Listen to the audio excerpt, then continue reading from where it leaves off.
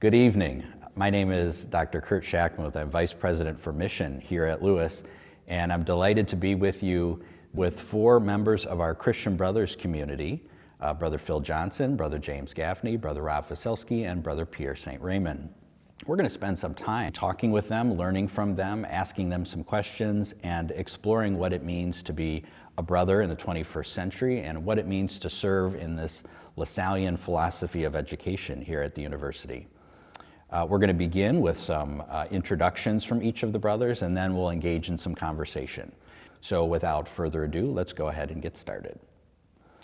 We can begin by asking you, Brother Phil, to introduce yourself and tell us a little bit about your experience at Lewis. I'm Brother Phil Johnson.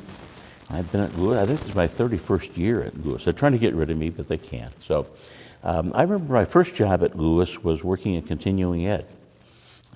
And then I graduated to work with John Kilpatrick in student services, and we began student activities and worked there for a while until they got tired of me, and then they shipped me off to ministry, and I spent a lot of happy years in ministry, and stepped down, I think in 2013, 2014. I've been working with the University Mission Identity. I'm still teaching part-time in the College of Education. College of English. Education didn't want me, but English was up. Well, despite what you say, Brother Phil, we're glad that you're here. Thank you. And amazed. Brother James, how about yourself? Yes, so Brother James Gaffney, and actually it's 51 years that I've been on the Lewis campus. So began teaching theology, doing doctoral work at the time up at Northwestern. So a little bit of teaching, lived in a residence hall, so I was on staff, had some ministry responsibilities even as a volunteer. And not too many years after that was chosen as provincial visitor of the Chicago province. And so but the offices were still at Lewis on campus, and so didn't have to move. And that was about 11 years, but I was really active in a lot of capacities then, but especially for Lewis. I was chair of the board, and those are challenging years. And so it became almost like chancellor for Lewis, even though there are a lot of other institutions responsible for it, and the brothers and their well-being. So that was an 11-year period. Then back to teaching theology, which was glorious, and for a couple of years, and then the excellent president of Lewis, Brother David Delahanty, died of cancer. And so I was asked to consider being president, and I made it clear I'd much rather continue teaching, but if that's the call, fine. And so I served in that capacity for 28 years and 1 month. And had probably 6 or 7 good years during that period of time, productive. So afterwards then, I actually did want to go back and teach theology again and do some volunteer service on campus, but I recognized, and pretty clear to most people, that I had a lot of experience in leadership, and so I could be perhaps of more value, and I have served on a number of boards and for our other Lasallian institutions, colleges, universities, high schools, other centers. So I've been doing that, and plus also have the privilege of being the community director for the Brothers of LaSalle House, LaSalle community here on campus. So in other words, you have not slowed down one bit. A little bit, but not too much. Very good. Brother Rob? I began here at Lewis in 1965. I was a young brother, and we were beginning our college education. And so in 1969, we graduated as the first young brothers to graduate from Lewis. And from there, I went on to teaching high school for a number of years, working at a retreat center in Plano, Illinois, and the like. I did have an opportunity to serve at Christian Brothers University for 8 years. But in 1992, I came back to Lewis, and I was asked to be director of De La Salle Hall, which was a residence hall on campus for young men.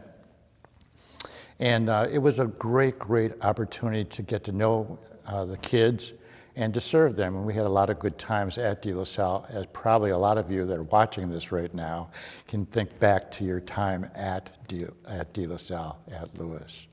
I also served in campus university ministry for a number of years, and I'm back here again serving in university ministry, and it's great to be back at Lewis. Excellent. And Brother Pierre? I actually began here as a graduate student at the University of Maryland at College Park. I did my research at Argonne National Laboratory between 87 and 90. Then I returned as a professor in 94, where I've taught chemistry for the last 27 years. So, Excellent. Well, you know, one of the themes that I've sensed in all of your stories today, your background is a sense of calling and a sense of going to where the needs were and serving in that capacity in a very deliberate and serious way. And so, you know, I think all of us who appreciate the work of the brothers and what you all do appreciate that sense of purpose and that sense of calling and your willingness to go and do what needs to be done to serve the students. So that was very evident in everything that you said today. Brother James, as we get started, I'd like to ask you in your capacity as community director, you know, this has been a tough year for everyone given the pandemic, and I know it's been particularly challenging for the brothers community. How are the brothers on campus doing today? I would say very well. Everyone's vaccine has had the vaccination, the two of the vaccinations.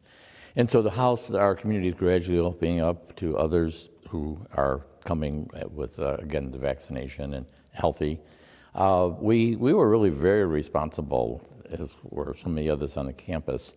So when the COVID began, we did all the right things: social distancing, wearing the mask, doing all the right precautions. And we're doing well. We would do that anytime there's a test available on campus. We would participate in that. So we were pretty confident that we would escape that. And then something happened. We're still not consensus necessarily as to where this came from, but the virus entered our residence. I think actually one of the brothers going to a doctor's office, I think that's where he contracted it. And the healthcare provider who drove him and went with him, she also became sick. Both were hospitalized. He died. Now, he had a serious heart condition, our beloved brother Leo Jones, serious heart condition, but this was compounding it. She was in isolation there in a very rather serious condition for about 20 or 25 days. So we trace it to that, but we can't be sure. So in the course of, then we had one more test on campus at the residence, and all but one of the brothers had contracted COVID. So we went through a difficult period, some would say crisis actually, but so many people within the community and outside the community rallied in support that we got through it well. But at one point or another, there were at least 8 brothers in quarantine. Now, not too many were seriously ill, the usual symptoms, but there were 3 who were hospitalized, and our brother Bernard had died earlier, our condition also, and COVID, before that had really taken control of our society. So 3 other brothers were hospitalized from anywhere from 4 or 5 days to up to 65 days. So it was a challenging time. We really came together well, caring for each other, providing meals, whatever other needs would be, with all the right precautions. We made sure that our staff was protected, the people who clean the building and make the meals and serve and so forth, and that went well. So we progressed and gradually either went into quarantine or came out of quarantine. And a lot of care, a lot of concern for each other. But what was really also very encouraging is so many other people in the Lewis community and beyond who heard our struggle came to our support, whether it was sending meals, sending words of encouragement, sending a big container of wine. We went through that in half a day. But a lot of outreach, which was very heartening. And so we're now returned to normal life. Thank you for asking. Yeah, of course we mourn the loss of Brother Bernard and Brother Leo, and we're going to be doing some things as a university community to memorialize them both. But it's also great to hear that the community is back on their feet and that things are kind of returning to normal. 2020 was symbolic in terms of the pandemic, but 2020 is also significant for some other reasons. One that we really want to celebrate, and in a way, it's kind of the purpose of our gathering today. 2020 is the 60th anniversary of Christian Brothers sponsorship of Lewis University. And it was in the summer of 1960, of course, that the brothers assumed responsibility for Lewis College of Science and Technology at the invitation of Bishop Martin McNamara of the Diocese of Joliet. And it was quite a time to take responsibility for this institution based on the growth that the county was experiencing and so many other factors. Can you talk, and whoever would like to jump in here first, but could you say a little bit about what the prevailing narrative was in 1960 about the brothers coming to Lewis College of Science and Technology, what it was like here in the 1960s, and what tasks kind of were ahead of all the brothers as they arrived in the 60s? Well, remembering we were all toddlers at the time, the four of us. But yes, actually what's interesting is we were asked by Cardinal Mundelein to assume responsibility at the foundation of Lewis back in 1932. Depression time, we had a lot of high schools, other universities, Chicago region beyond, and well beyond throughout the country and the world actually, and it just wasn't an opportune moment to do that. So it was many years later, as you said, in 1960, the brothers, in each of our provinces around the country and now around the world, we have colleges or universities. In this particular Midwest province, we have 3 right now. And so we wanted something in Chicago. And we actually were looking on the west side of the city. And it was suggested to us from the Archdiocese that this is a college that has a lot of potential out in almost rural area, but where population would arrive at some point. And that was a challenge. Could we bring our traditions, our charism, our values, our approach to education, and work with our lay colleagues here? And the brothers said, sure, we can do that. We have models of how to run universities all over the country. And so, sure, Chicago would be a very attractive place with all the high schools we had as feeder schools. So there was a real atmosphere of hope and confidence, and this is just marvelous. And it struggled. It was a small institution. It's one of the few in the country that did not have a religious order sponsoring it.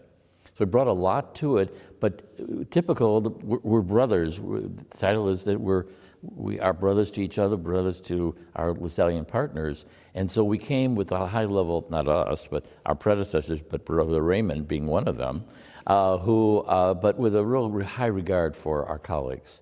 And together, in an association, let's recreate this institution. It has great potential, and let's make it the reality that gradually it became. And I think there's something especially symbolic about what you said there. It wasn't as if the brothers arrived and booted out everyone else, but there was this real sense that we're going to work together, and to use your word, to recreate this institution. And this institution did need some work, right, Brother Rob? You were a student here in the 60s. Yes. What was the campus like? Do you recall? One of the things is, as young brothers, we came on the campus, and that was something new. And whenever we would walk into a class, the lay guys their jaws would drop because they'd yell out, "Oh no, the curve's gone." But I think the marvelous thing in those early years were the teachers that we had.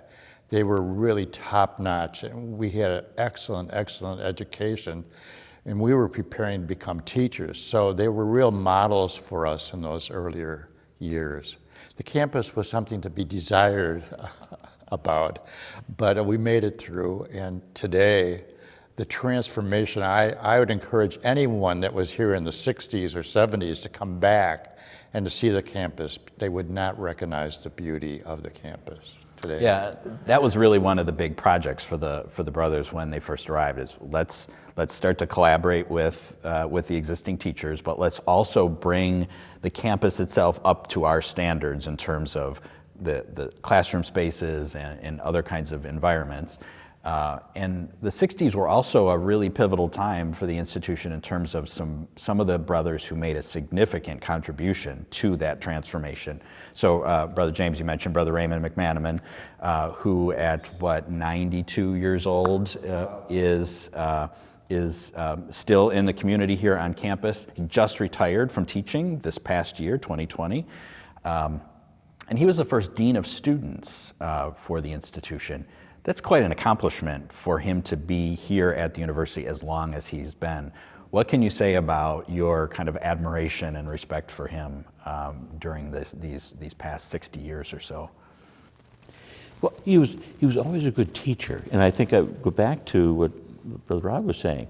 I think when Lewis had nothing, we had good teaching. You know, the early brothers here, we sent some really fine brothers, really good, but they met lay colleagues who were excellent as well. So we didn't have material things, but we had teaching. We had good teachers.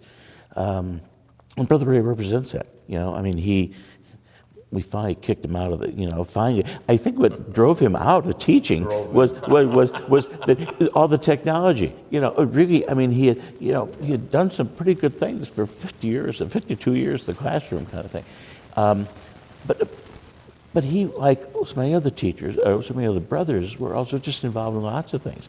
I mean, his devotion to the baseball team, and really Leo Forget, you know, they'd travel with him down to Florida and kind of do things. And he was, you know, dean of students in very rough times, really rough times, you know, and kind of maintained the theology department for years and so forth. It now is really a premier department, but at sometimes it really struggled. So I think the whole thing with Bill Ray was he represented the brothers' staying power. He really he left, finished 2 doctorates to come back and come back to teaching.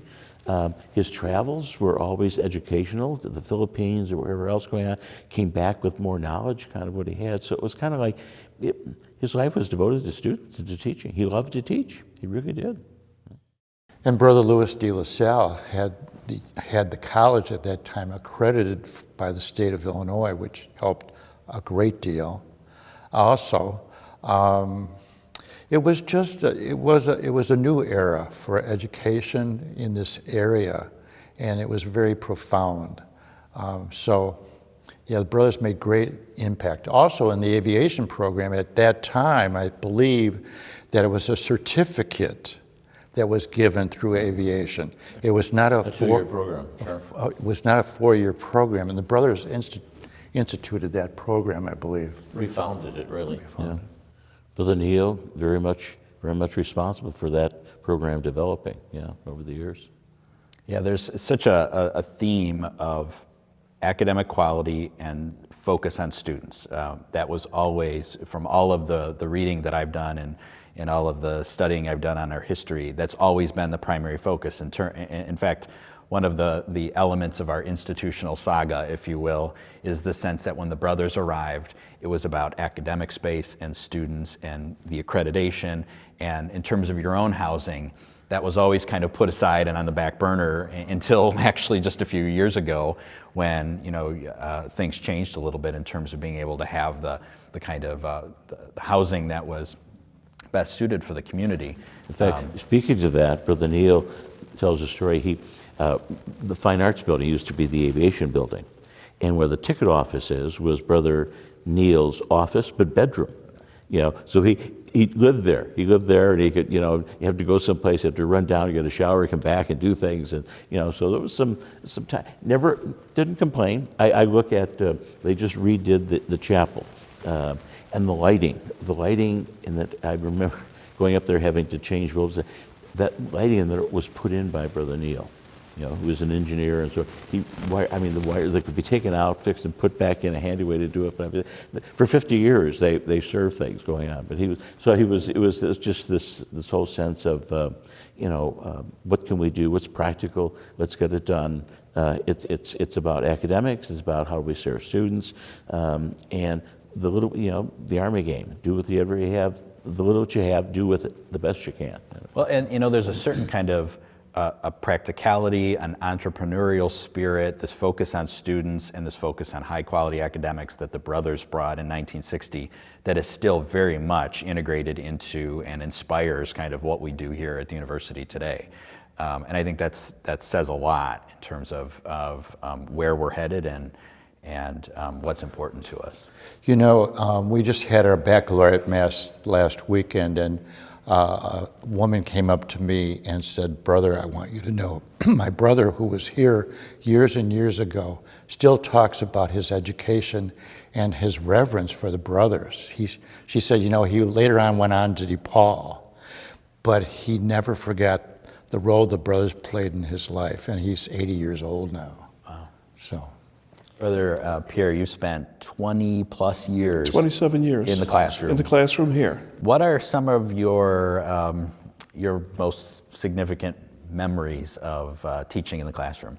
The heroes that were the faculty, the lay faculty as well as the religious faculty.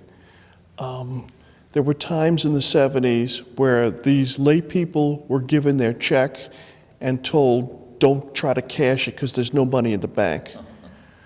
There are people who had the willingness to sacrifice for the greater good. And it wasn't that we were being paid an overabundance amount. It was Brother James who started to increase the faculty salaries. So I really would like to commend both the brothers as well as the laity who throughout the years have stepped up, made sacrifices, and advanced academia for the Catholic intellectual movement. When I got here, we had so little money that it took 3 months for the university to repay me the money it took to fly up here for the interview. 3 months. I kept being told, don't worry, it's coming, it's coming, it's coming. It's still coming.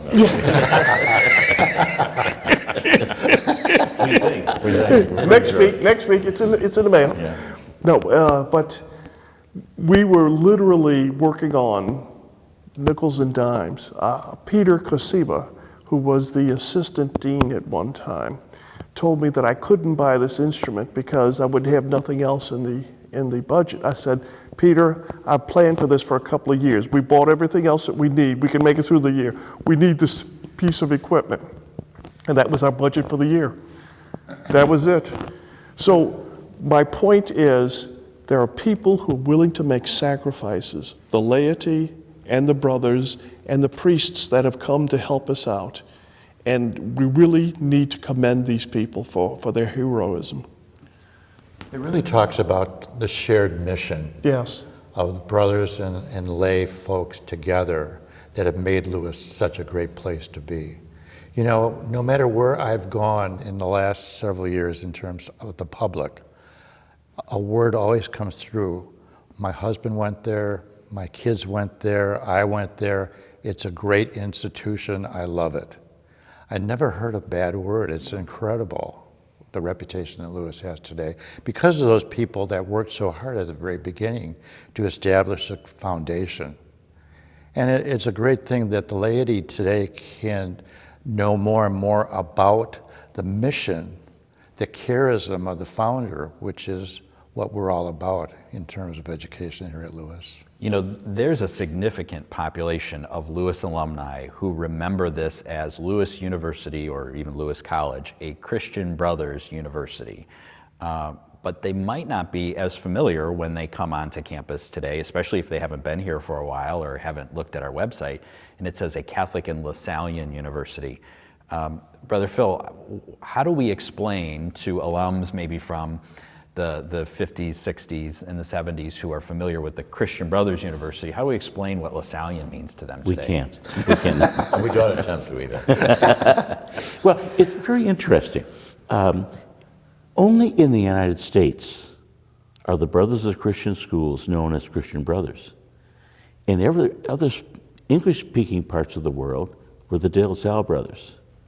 Or in the Spanish-speaking were the Lasallistas. And of course, in French, it was just the Frères, because the brothers at one time ran the educational institution for the country of France, so the Frères. So in the 60s and 70s, we began to look at this whole picture, because it came up one time. The vote was actually, we were going to put in the front of the campus, the sign, Catholic and Lasallian University. Do we want Christian Brothers? And overwhelmingly, no. It's Catholic and Lasallian. And it's because, and what Pierre was saying, is we have, as an institute, grown much more as the globalization of the Institute is becoming, just that we're a bigger picture than just Lewis. We're part of a Lasallian world. And so Lasallian seemed much more appropriate, particularly because we have so many lay colleagues. You know, we have 1 million students around the world. We have 64 other colleges and universities, and the brothers' numbers are going down. Yes. You know, and so this Lasallian world is really being run by, led by, in so many other ways, by Lasallians, who are not brothers, but they're Lasallians. And so they're really part of the family. So we really we're kind of, at one time I think that, oh my God, no, it's really welcoming. People who are willing to understand what Lasallian education is about and buy into it. So it really is, it's just a wonderful thing. It's a broadening of perspectives at one time, because it's not just the brothers anymore. It is really in association. We're in this together by association, and the brothers are the first to say, we couldn't do this alone. We certainly couldn't be running Lewis University, you know, without all kinds of other people. So it's bigger than just the Christian Brothers. It's Lasallian. It's Lasallian.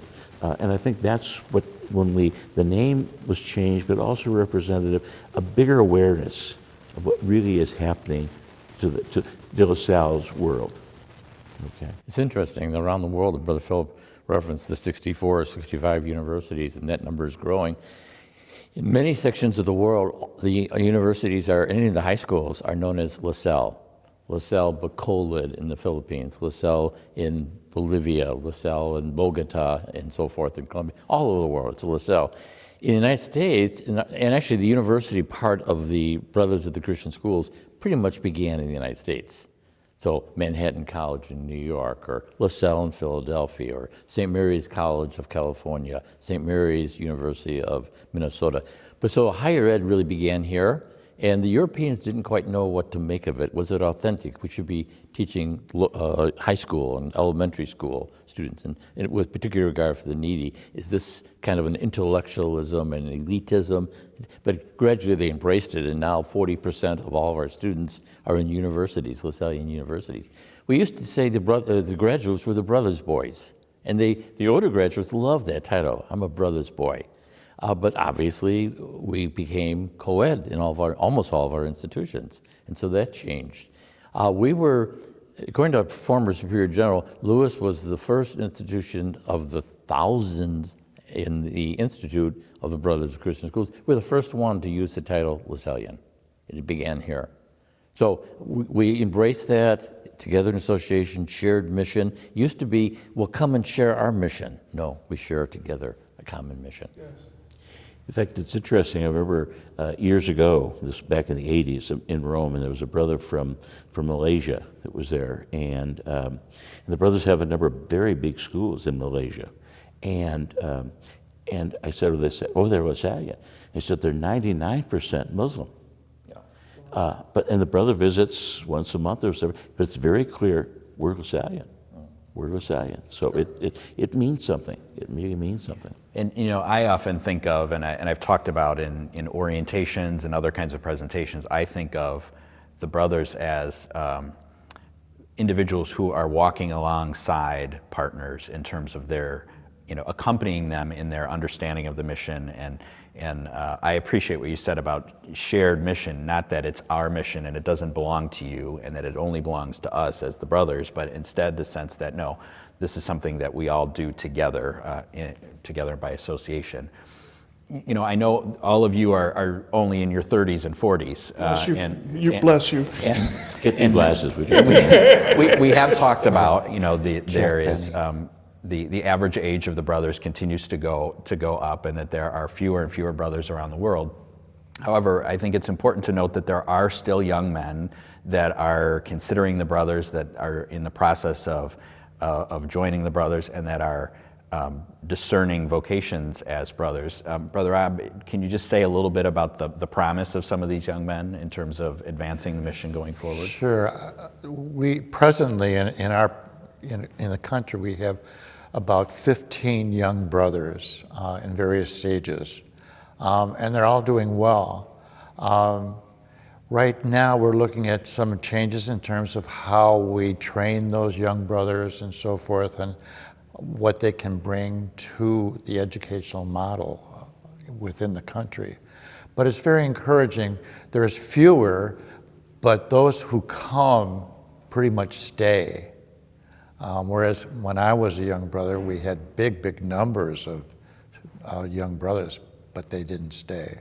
There's much more attention given to a young brother in terms of mentoring them and helping them in their discernment to continue on in the brothers. So it's very positive in a lot of ways.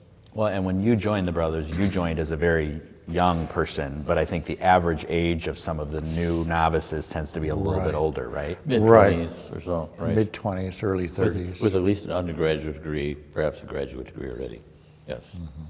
And actually, because of this coming together and sharing the charism and embracing the mission and walking side by side, our province, all the provinces really around the world, certainly the United States, they're vibrant. Schools are healthy, they're carrying out the mission, retreat centers, publishing centers, a number of different ministries, creative ministries are emerging for particular populations, especially the most needy. So actually, we have so much to celebrate. And there also are, of course, regions of the world where the church is much more vibrant. And so we have many, dozens, hundreds of candidates who have joined us in parts of Africa and Asia and Latin America. So all that's very hopeful. And there is, as suggested, there is a very beginning of a nice turnaround in the United States. You know, we're seeing a lot of trends in the Lasallian world that are very promising, that inspire many of us in terms of the future potential of Lasallian mission, whether it's engagement of young people, college age young people, but also secondary school young people. Another really promising element is the role that women have taken in terms of taking ownership of the mission and advancing it in very significant ways. We, of course, have our own experience here of Lewis with many women administrators and faculty members and other staff who have made significant contributions to the advancement of the mission here at the university. But this is happening around the world as well. And so I think, to your point, Brother James, there are, every time every few years we see these really promising developments that suggest that there's no chance that this Lasallian mission is somehow going to wither away, that there are new people entering it and new developments occurring, whether it's Lasallian research or new formation programs or different populations of individuals who are taking ownership of it and moving it forward. Any comments about any of that? You mentioned that it's a shared mission, that we walk alongside. Well, that's the whole idea behind the title, Brother. We're not supposed to be looking down. We're supposed to be walking on the side as a big brother. Here, this is how we do it. Now do it. We share what we have, and we don't try to. It's not a patriarchal observation. It's a shared mission, as has been mentioned time and time again, and that goes back to the very title. We're brothers. We're not priests. We're brothers. We're not any other kind of royal title. We're simply brothers to one another and to the laity. And in the majority of Lasallian educators globally, in the 80 or more countries where there's such vibrancy for Lasallian education, the majority are women, and in every level of capacity in leadership. And so that's really encouraging, obviously terribly enriching as well. So it's been a real blessing. Maybe at the beginning some uncertainty, where we're being called. I think the brothers had the courage to embrace this movement as inspired by the Holy Spirit. And today, the example of the women Lasallians has been just so effective and so life-giving and so enriching in every one of our ministries. So, delighted.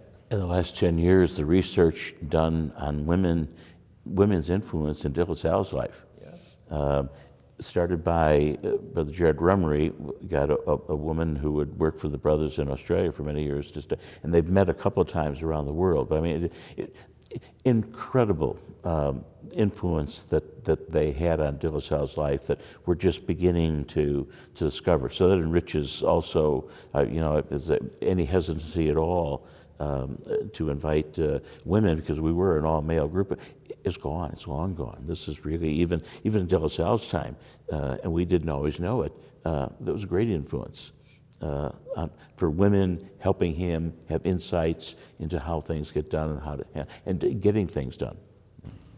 You know, another program that was established back in 1995 was the peer ministry program.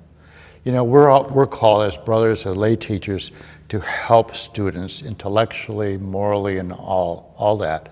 But we were struggling with, how do we have our students touch each other? How do they walk side by side with each other and help each other?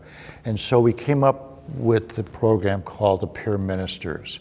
And that program was to have older juniors and seniors sort of be mentors for the younger kids, the freshmen, particularly the freshmen.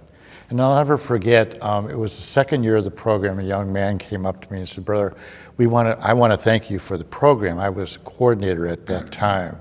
And I said, "Well, why is that?" He said, "Well, I was walking to class the other day, and Sarah, who is a peer minister, she was walking with me, and we were talking about math class, that we're having a quiz, and then we're having a test at the end of the week, and on it went." But he said, "You know, it made all the difference in the world." I said, "Well, how is that?" He said, "I just had this feeling that she cared about me. Because, brother, I was planning on committing suicide last night. But because of that intervention of feeling that somebody cared, made all the difference in the world." So we not only have interaction with our kids, but students have interaction with each other, and they can be very, very strong role models, which is something that we need to be proud of here at Lewis. Yeah, I think to your point, Brother Rob, it's really important that those of us partners who work at the university kind of take our inspiration from the work we see the brothers doing, and then figure out ways to make that our own. And so I've often said that we have to make De La Salle our founder. He's your founder, but we have to make him our founder. We have to allow ourselves to be inspired by the work that the brothers do, so that we can model that work ourselves, because it's the stories like the ones that you've just shared, Brother Rob, that become incredibly important when a student graduates from this institution. And Brother Phil always asks this question: how will we know if a student is Lasallian when they graduate from the university?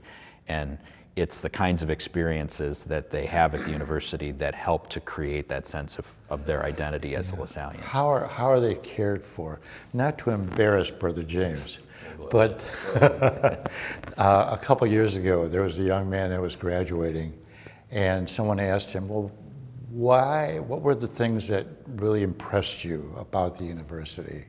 And he said, "I was having lunch in the lunchroom, and Brother was walking through the room, and he came up to me and called me by my first name."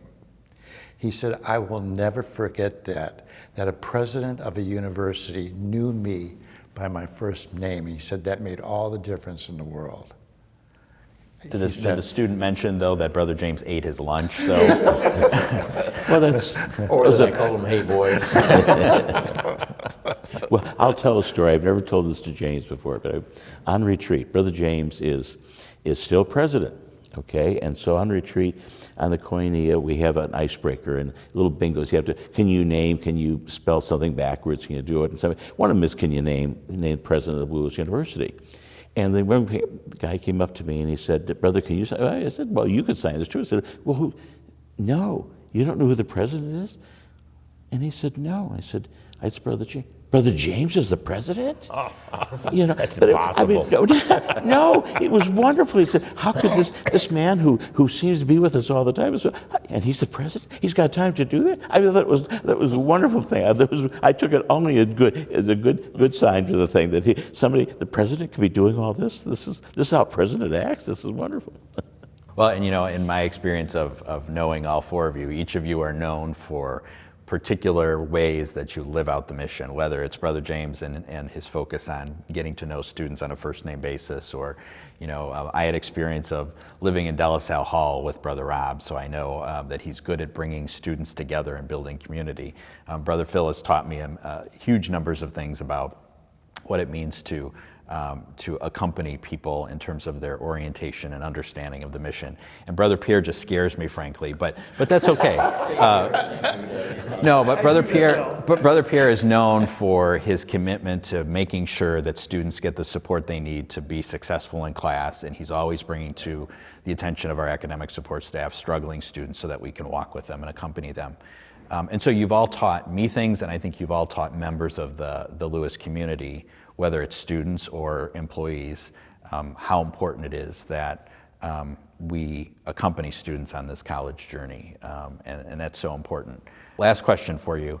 As we've talked before, the mission has evolved. It continues to evolve. It's very different today than it was when De La Salle and those first brothers were opening schools in France over 300 years ago.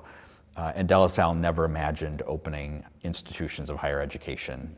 And here we are, 60 years of sponsorship of the brothers at Lewis, and the institution is flourishing, especially as it relates to the way that we work with our students and accompany them. The world is changing very rapidly, and the Lasallian mission has to change with it or adapt to it. And we know that the brothers respond to the signs of the times. You respond to the needs of students, and you adapt as necessary. If you take out your crystal ball, what are the things you see the brothers and Lasallians in general needing to do to adapt to what's going on in the world as we educate students in a university setting? Well, that's why we invited Brother Pierre to speak to that question. Thanks a lot. I would think we have to incorporate technology, but we have to remember that we have to touch these people in a very human fashion. This last year and a half, with the COVID restrictions and talking through computers, that may be for some people, but I need to see face-to-face the students. I had a student who came to me, "Brother, I need to be tutored. I can't get this." He did me a favor more than I was doing him a favor, because I could read his body language. He was able to ask questions. I'd ask, "Do you have any questions over the computer?" It was dead silence. But in the classroom, "You don't look like you're getting it. Let's go over it again." We need to stay personal. We need to remember that these are human beings who have fears and hopes and who have ideas and dreams that they want to pursue. That we have to touch them. We can't just be automatons. We have to be human. We have to remember that these children are children of God, and that we have to walk with them and encourage them, and when they fail, "Come on, let's try again, let's try again." That's what we have to do. We have to go back to what St. LaSalle said, and said, "Look, these are the children of God. They're poor. We're going to take care of them." That's what we're going to do. And be attentive to them, be attentive to their needs and situation, and basically try to develop relationships that can make a difference, whereby students know they're cared for, they're loved, they're respected, they're treated with dignity, and that this is something done by a whole community of people, and that is our great strength, and that we continue, as you said, formation programs to nurture this kind of development. So people might come onto our faculty or staff administration, and good people, good values, but then they see there's something very special here, and they gradually come to embrace it. I'll give you an example. Received a letter just a couple of days ago, actually, from a student who came here 6 years ago, probably, from a war-torn area of the world, and terrible trauma. Family had to flee, friends killed, numerous friends killed. When he came, amazed through a series of opportunities that were created, amazed that he could be here and be exposed to this kind of education, but coming terribly, almost hollow, as if his life had been taken away. Couldn't trust, had no hope, just traumatized. And and guarded and almost distrustful because he'd been brutalized in so many ways. And then gradually people, Brother Leo Jones is an example, Dr. Jan Mines is an example, others, different faculty saw gifts and talents and potential in him, cared about him, reached out to him, were attentive when he was struggling. He sent a letter, as I say, 3 or 4 days ago, and he said, I just thank God. He's not Christian. I thank God that this opportunity is given to me. You've given me life again. And he said, the university is so needed.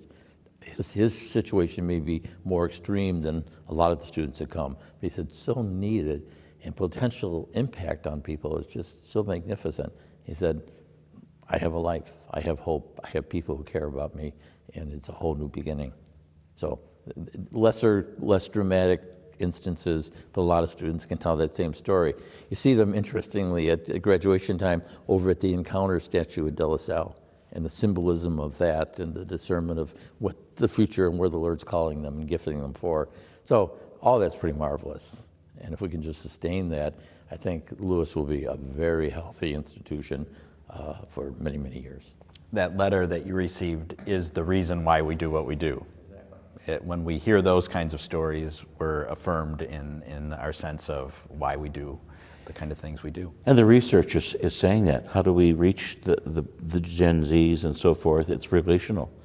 It's relations. You know, you're right that they have to know that they're worthy enough to be cared about. Yes. So we treat them with dignity, with respect. We can hold them to task, but how do we? It's the relation. So they get because if we're helping them discover their own value, their own worth, it's because we treat them as if they're valuable and worthwhile. And they begin to trust that what we say is true, and we're true to our word.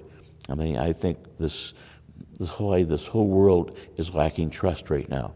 So can we be trustworthy? Can we be that friend, that person, that peer, that brother, you know, that they're looking for, that they can depend on? If so, then we have a future. Mm-hmm. And how do we find ways to help more and more students come to us? We know financially a lot of young people cannot come. How do we find ways to help them to be able to come to our school, to a Catholic school? That's the challenge, I think, for the future of how do we bring more and more young people who don't have the financial backing to be able to come. And we hear that all the time, you know. Parents will say, well, I want to send my kid here, but I just don't have the money. How do we help them? Well, and thankfully, you know, through university advancement and the rest of this community, there are great, amazing efforts being made to fund scholarship programs and create other opportunities to meet students where they are financially and to work with them to make a Lewis education possible. And I think that same sense of practicality, high quality education, entrepreneurial spirit, and this kind of can-do attitude that was very much present in the 1960s when the brothers first arrived is very much alive and well today. And I think that's one of those defining characteristics that has really been woven through the history of this institution. So these gifts that the brothers brought in 1960 have been embraced and continue to be you know, put in place and advanced, you know, 60 years later. So as you've all said, the work isn't done yet. We still have a lot of work to do, but we're thankful and grateful for all the contributions of over 110, 120 brothers who have served at Lewis since 1960, which is just amazing. And some of those scholarship funds you talked about, brothers are very humbled by and very grateful for, are named for the brothers. That's right. And including most recently Brother Bernard Rapp and Brother Leo Jones. So that's just marvelous because it says that people who contribute, the people who chose to name those funds for the brothers individually or as a group, they really see that it's all about providing opportunity, but then to make sure that the resources are there that they're successful. We don't want them coming and not being successful. That's absolutely correct. We want students to be successful. It's all about being successful and then going out into the world with a Lasallian framework for the way that they work, that they carry out their vocation, that they interact with people and that in the ways that they treat others. And that's one of the biggest and best things we can do is to send students out into the world. Come in to that way. learn, leave to serve, and to lead. Yes, And that's exactly. what's happening for the students in large measure. Absolutely. Well, I'd like to thank all four of you for your time today and sharing your stories and your wisdom. I've definitely learned some things, and I hope all of our viewers at home today have learned some things. Thank you for spending time with us. Thank you again for your contributions. St. John Baptist de La Salle. Pray for us. Live Jesus in our hearts. Forever.